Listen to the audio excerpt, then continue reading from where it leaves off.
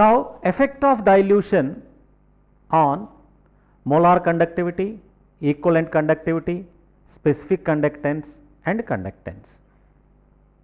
Here, for an electrolyte, the conductance will depend upon the number of particles present in it. On dilution, that means the number of electrolyte particles, that may be positive ions or negative ions, without changing their number, if you increase the volume, the concentration will decreases. The concentration of positive and negative ions of an electrolyte decreases with increase of dilution. Now, the conductance or the specific conductance, both, they depend upon the number of charged species present in a given volume.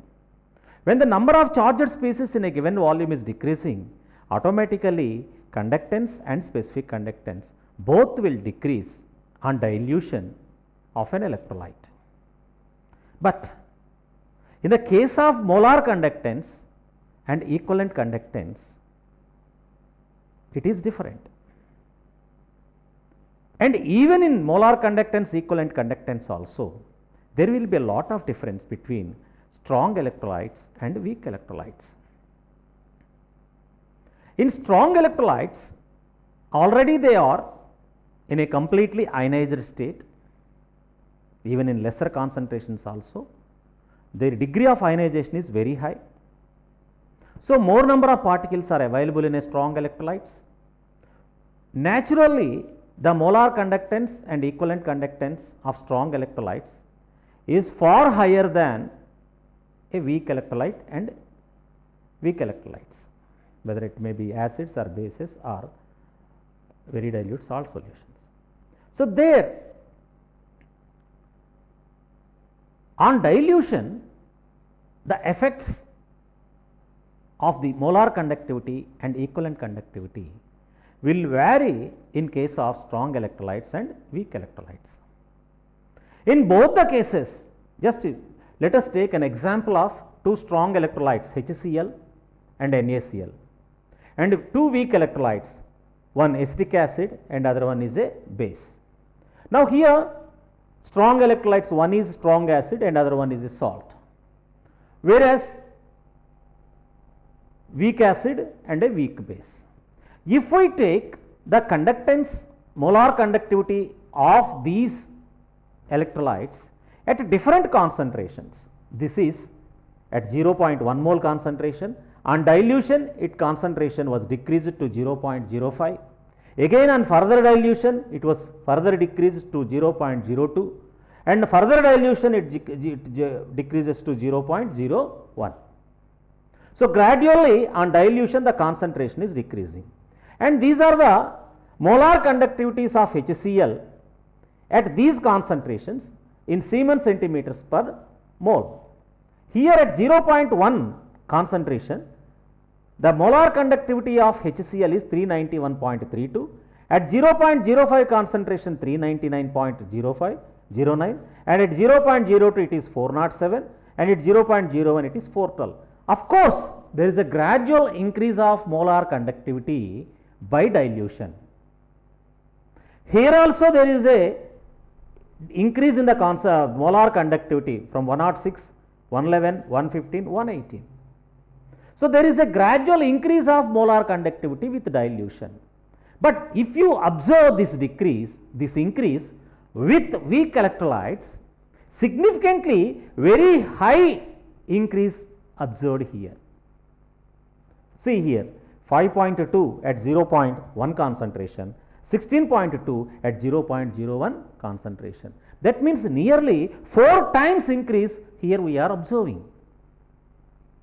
Whereas here it is not less than 1 time, just 0.8 to 9 times increase we are observing, whereas here 4 times increase in the molar conductivity by dilution from 0.1 to 0.01, whereas in the case of NH4OH nearly 16 times increase was observed when dilution takes place from 0.1 to 0.01.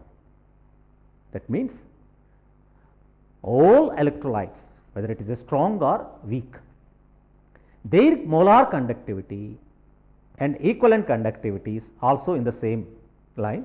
So, both molar conductivities and equivalent conductivities increases with dilution, but the increase is significantly high in weak electrolytes, whereas it is very small in strong electrolytes.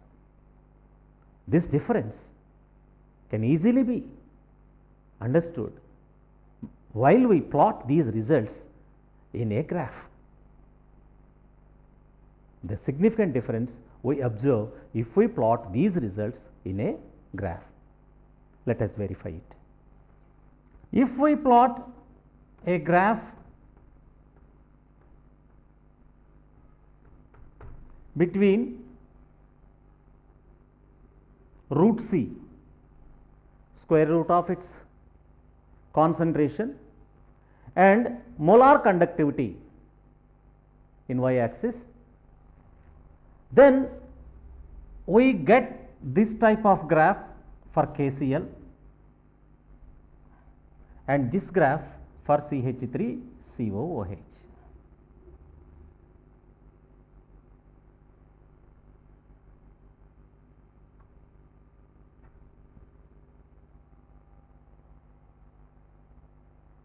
These two graphs indicate that when concentration is increasing, that is dilution is decreasing, molar conductivity will gradually increases. This KCl, if we go on diluting, its molar conductivity will increasing. If you extend this, it will reach and touch this y axis here. This means it reaches to an infinite point. This is said to be molar conductivity at infinite dilution. That means a specific value is arise. This we call it as a limiting molar conductivity. That means the maximum conductance that can exhibited at a particular concentration can be derived for strong electrolytes. But in the case of weak electrolytes, the limiting molar conductivity is not possible to derive. For example, after that, for example, if you observe this curve, it is almost parallel to y axis. That means it is not intersect y axis at any cost.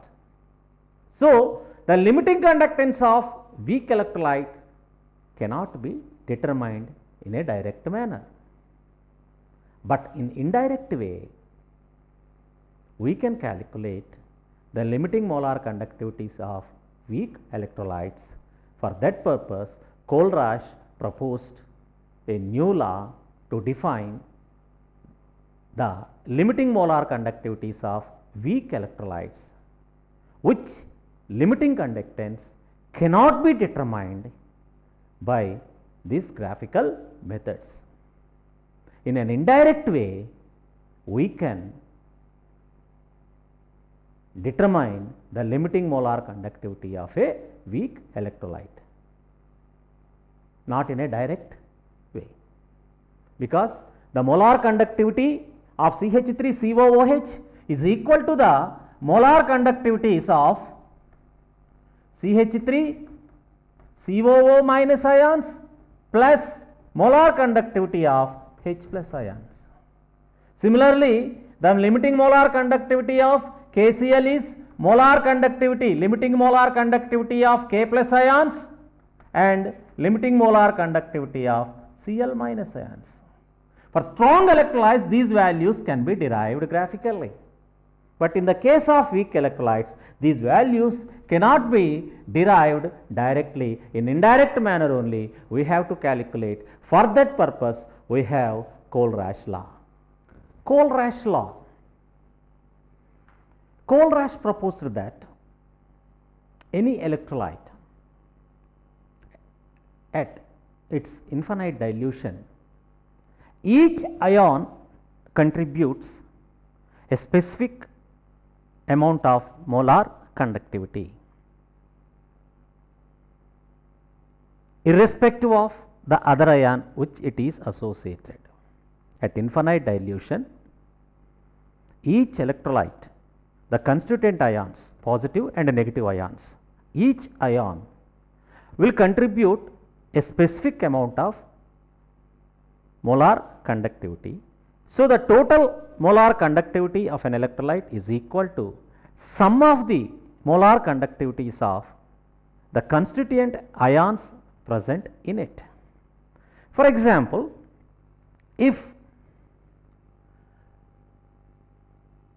an electrolyte AB is completely ionized to give A plus and B minus at infinite dilution, positive ions will contribute some molar conductivity and negative ions will contribute some molar conductivity. If molar conductivity that exhibited by the cations at infinite dilution is lambda 0 plus, and for negative ions it is lambda 0 minus, then molar conductivity cap m is equal to V plus into lambda plus V minus into lambda minus. Here V plus and V minus are the number of constituent ions present according to the formula of the electrolyte, and lambda plus naught and lambda minus naught are the molar conductivities of cation and anion at infinite dilution. So, the molar conductivity of that electrolyte will be equal to the sum of this. For example, in NaCl sodium chloride, its formula contains 1 Na plus and 1 Cl minus. Therefore, number of V plus and V minus are 1 and 1. So, the molar conductivity of NaCl will be at infinite dilution Na plus Cl minus. For Na2SO4, 2 Na plus ions are there. So, 2 into lambda Na plus at infinite dilution plus lambda SO4 minus 2 at infinite dilution. If it is BaCl2, 1 cation and 2 anions are there. So, in such case it is 2 lambda naught at Ba plus 2 plus 2 into Cl minus naught.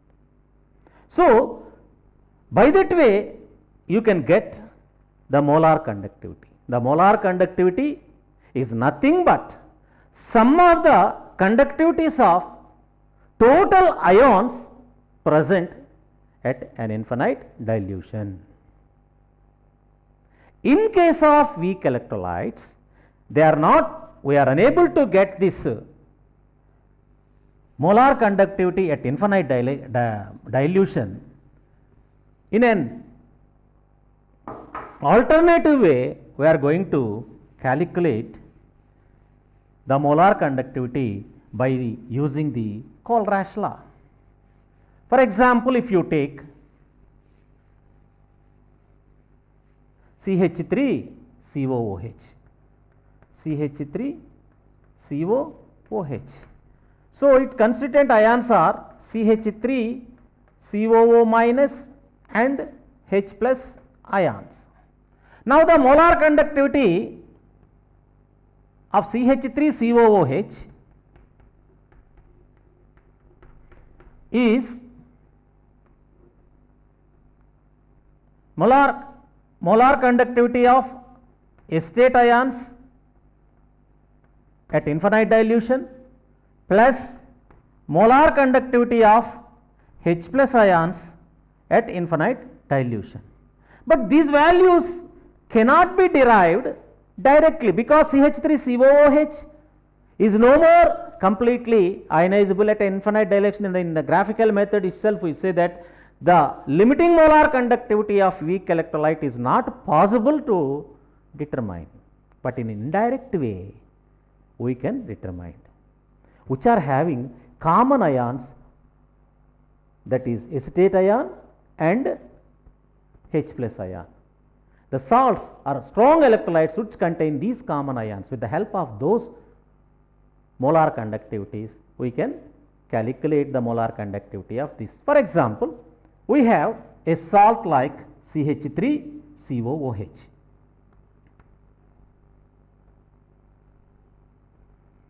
CH3COONA.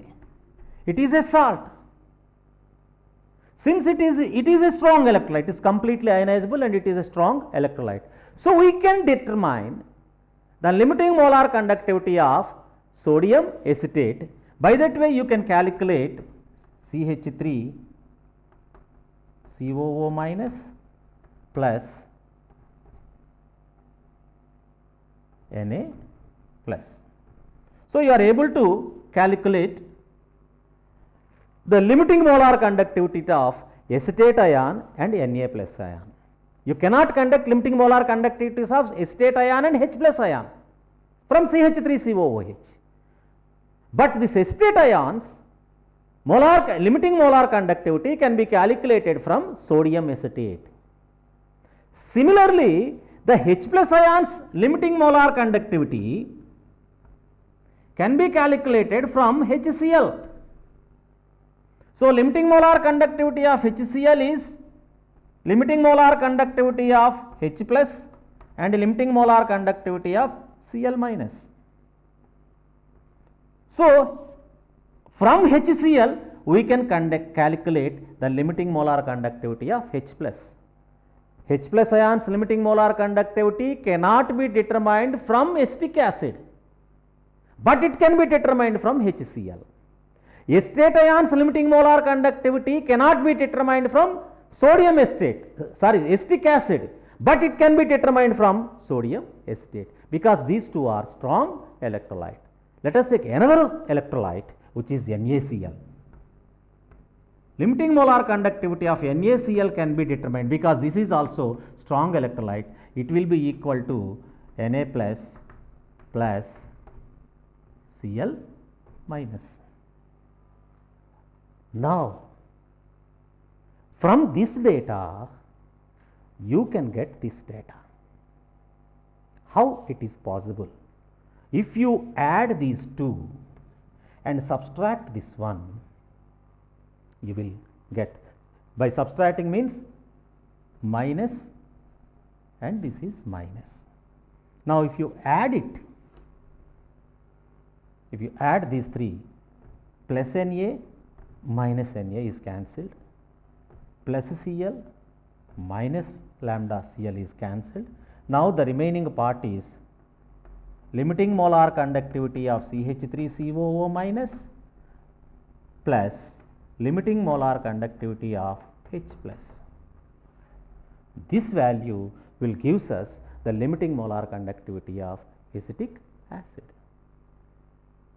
Experimentally, it is not possible to determine the limiting molar conductivity of acetic acid, but we can determine the limiting molar conductivities of strong electrolytes CH3COONA, HCl and NaCl.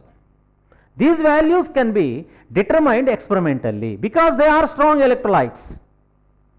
From these values, you can derive indirectly the sum of the limiting molar conductivities of acetate ion and H plus ion. If you know the sum of the limiting molar conductivities of H plus and Cl minus, it will be equal to limiting molar conductivity of acetic acid. This is the application of Kohlrausch law, because the limiting molar conductivity of an electrolyte is nothing but the sum of the limiting molar conductivity of the constituent particles are present in that electrolyte. As weak electrolytes, limiting molar conductivities is not possible to determine experimentally. In an indirect way, by the results of strong electrolytes, we can calculate the sum of the constituent particles of weak electrolyte limiting molar conductivities, and it will equal to the limiting molar conductivity of acetic acid.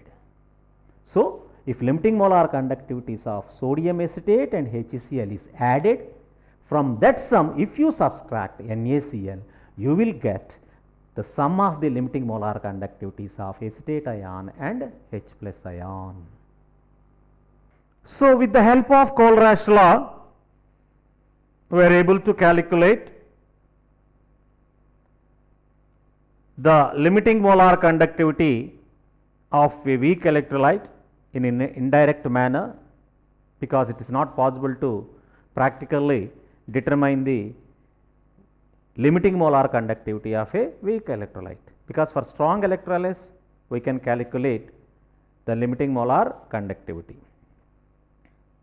Now, another important application of Kohlrausch law is to find out the degree of dissociation. Degree of dissociation means the percentage of dissociation of a weak electrolyte. We know that weak electrolyte are slightly ionizes, but on dilution their ionization increases. So, in normal concentrations, as their degree of dissociation is less, their molar conductivity will also be less. When we are diluting the solution, the degree of dissociation increases. As the degree of dissociation increases, number of ions present in an electrolyte is also increases, and its molar conductivity will also increases. So, on dilution, the molar conductivity of a weak electrolyte increases. According to Ostwald's law of dilution, at infinite dilution, the concentration of an electrolyte is equal to 0, and its degree of dissociation is unit equal to 1. In such cases, the molar conductivity is almost reaches to its limiting value, or we can consider that as a molar conductivity of that electrolyte. So, at infinite dilution, the conductivity of weak electrolyte reaches to its limiting value. So, that can be considered as limiting conductivity of weak electrolyte. So, if the conductivity of a weak electrolyte at concentration C is cap m,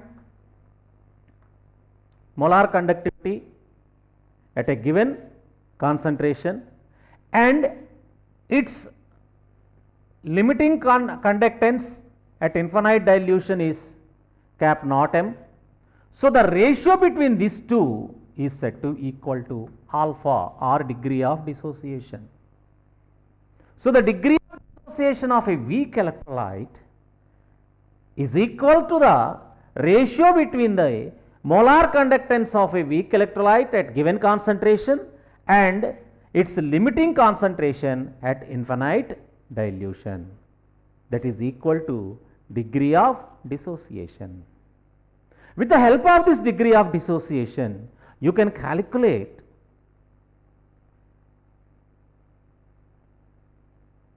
the equilibrium constant of a weak electrolyte, and you can also calculate the solubility of a sparingly soluble salts.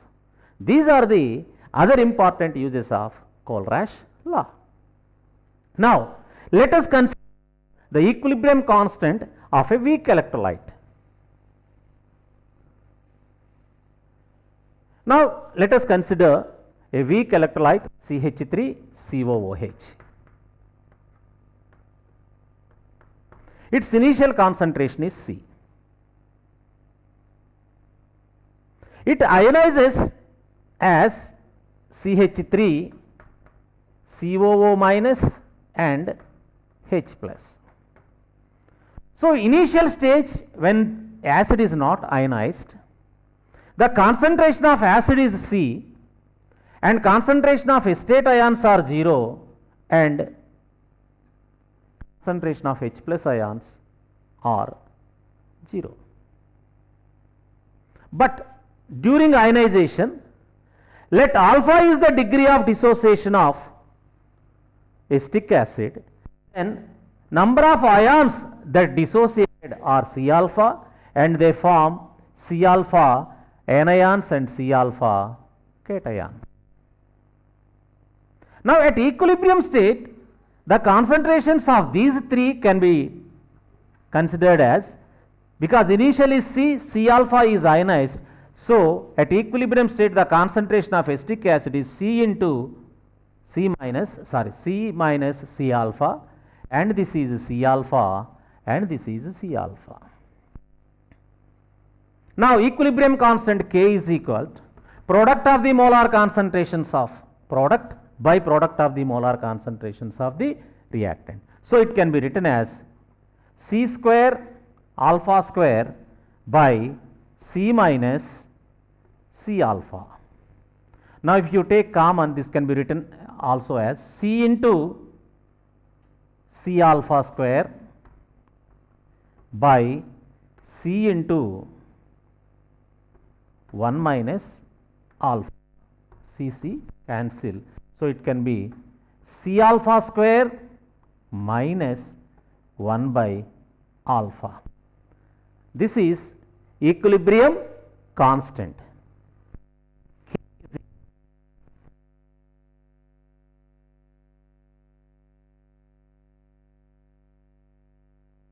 Equilibrium weak electrolyte. So, now let us substitute alpha values here. K is equal to C alpha square by 1 minus alpha. Now, just now we derived that alpha is equal to molar conductivity of electrolyte at concentration C by limiting molar conductivity. Alpha is cap Cm by cap naught m. Now, if you substitute alpha value in this expression, you will get K is equal to C into alpha C m by naught m whole square by 1 minus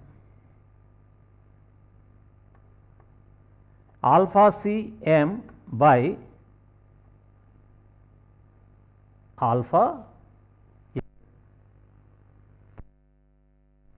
Now, if you take LCM, this will be written as alpha C m by alpha naught m whole square by alpha naught m minus alpha C m by alpha naught m. Now, if you expand it, you will get C into C square m by alpha naught m whole square, because it is lambda C m by lambda naught m whole square. So, you can write as lambda C square m by lambda naught square m into, if you reverse it, by naught m minus So, here limiting molar conductivity square, here we have limiting molar conductivity, the square can be cancelled. Now, finally, you will have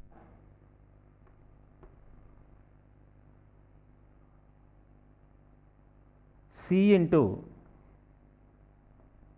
alpha Cm square by m. Here you can take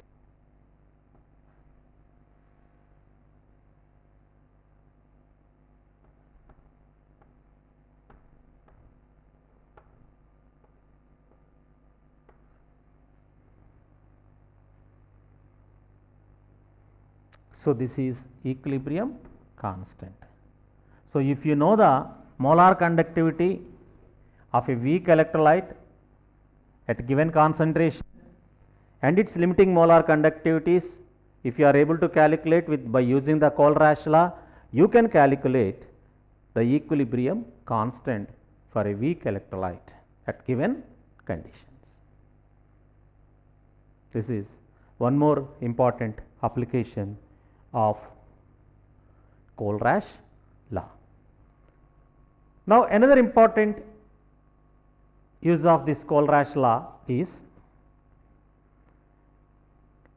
finding the solubility of a sparingly soluble salts. Those precipitates we obtain in the qualitative analysis. For example, when AgCl is when silver nitrate solution is added to a solution containing chloride ions, you will get AgCl precipitate. Similarly, we will get lead sulphate precipitate. Similarly, we will get barium sulphate precipitate. When barium chloride is added to the solution that contains sulphate ions, you will get barium sulphate precipitate. Likewise, we get so many precipitates, barium carbonate, etc. All those precipitates which we are getting in their aqueous solutions, that means their solubility is very less. Such salts are said to be sparingly soluble salts. That means they are soluble in water in very less extent. But whatever the extent it may be, to certain extent they are soluble. When you go on increasing or diluting it, their solubility will also increases. So, at infinite dilution, they will show the maximum solubility. Now, at that state, their concentration can be considered as its solubility,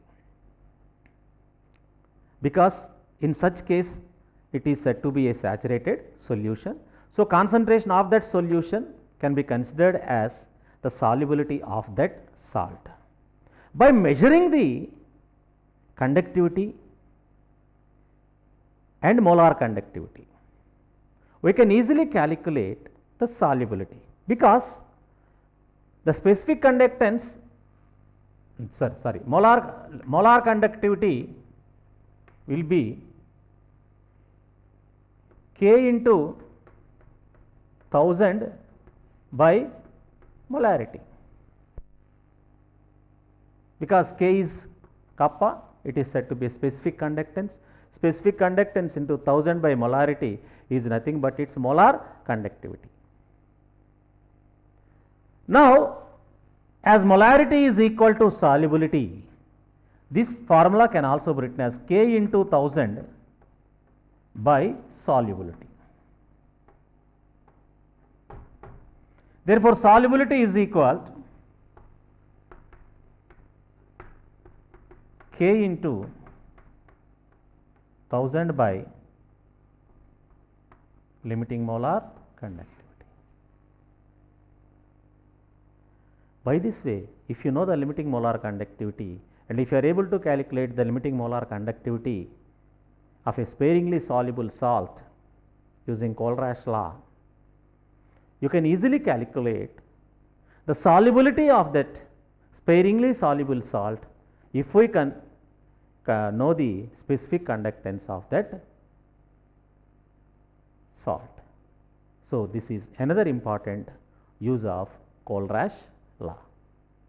So, Kohlrausch law is used for us to determine so many things which are not possible to practically determine it directly, but in indirect manner using the Kohlrausch law we can calculate all these things, that is limiting molar conductivity of a weak electrolyte, the degree of dissociation of a weak electrolyte, and solubility of a sparingly soluble salt can be determined with the help of this Kohlrausch